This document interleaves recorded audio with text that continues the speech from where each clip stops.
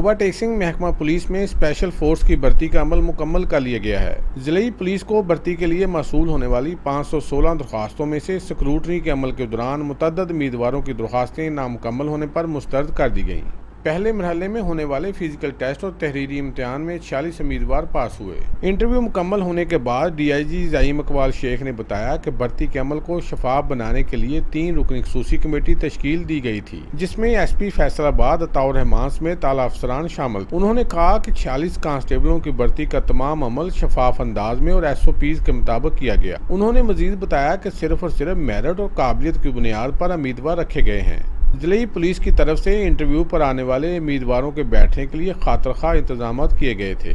Cameraman Rashid Anjum के साथ सुल्तान Mahmood, Toba टेक्सिंग।